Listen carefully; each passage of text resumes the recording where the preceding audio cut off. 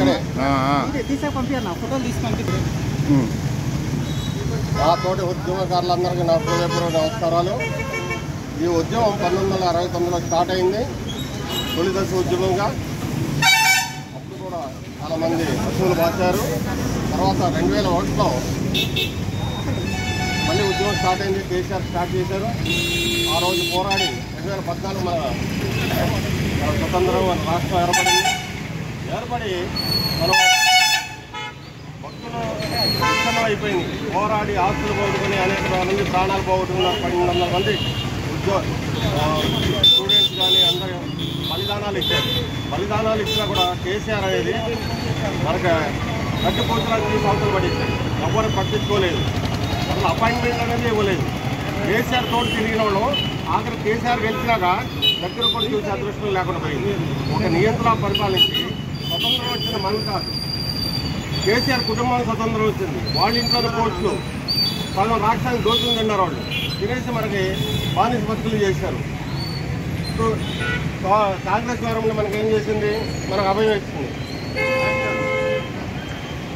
పెన్షన్లు ఇస్తాం, ఇళ్ల స్థలాలు ఇస్తాం, పాస్లు ఇస్తాం, హెల్త్ కార్డులు ఇస్తామని మనకి అభయం ఇచ్చి చేత ఓట్లు వేయించుకున్నాం. మనం పార్టీ సపోర్ట్ ఇస్తాం. కానీ వచ్చే సంవత్సరం కూడా అయిపోయింది. ఈ రోజు కూడా ఇటువంటి హామీలు అమలు కాలేదు. మనం అనేక రకాల ఉద్యమాలు చేస్తున్నాం. శ్రీనివాసరావు గారి ద్వారా మన రాష్ట్ర కన్వీనర్ అయిన శ్రీనివాసరావు డాక్టర్ శ్రీనివాసరావు ద్వారా మనం ఉద్యమాలు చేస్తున్నాం.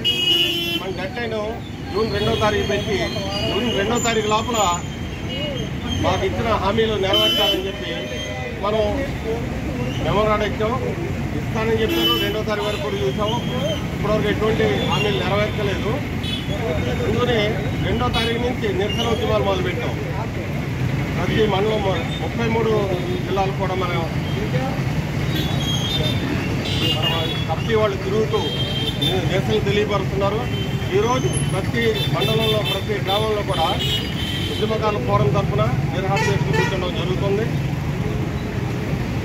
ఈరోజు మండలం మొత్తంగా మనం వచ్చి మన కార్యకర్తలు వచ్చి దీనికి మనకు సపోర్ట్ ఇవ్వడం జరిగింది. ఈ ఉద్యమం ఇంతటితో ఆగదు, ముందు కూడా బలోపేతం అవుతూ ఇంకా ఉద్యమాలు స్ట్రైక్ చేసి భారీ ఎత్తున హైదరాబాద్, ఢిల్లీ లెవెల్ కూడా తీసుకెళ్తాం. దీనికి అందరూ సహకారంగా ఉండండి, ధైర్యంగా ఉండండి. వచ్చే వరకు మనం పోరాడుతూనే ఉంటాం. ఇవ్వాల్సింది తప్పదు. మనం లేకపోతే గవర్నమెంట్ అనేది పడిపోతుంది. అందుకని మనం ధైర్యంగా ఉండి పోరాడడం, ధైర్యంగా ఉండి ఇవ్వాలి. కాబట్టి రేపైనా మనకి మనం ఇచ్చిన కోరికలు అన్ని నెరవేరకపోయినా కొన్నైనా నెరవేర్చి అప్పటి వరకు మనం పోరాడతామని అందరి తరఫున చేస్తూ జై తెలంగాణ, జై తెలంగాణ, జై తెలంగాణ, జై తెలంగాణ.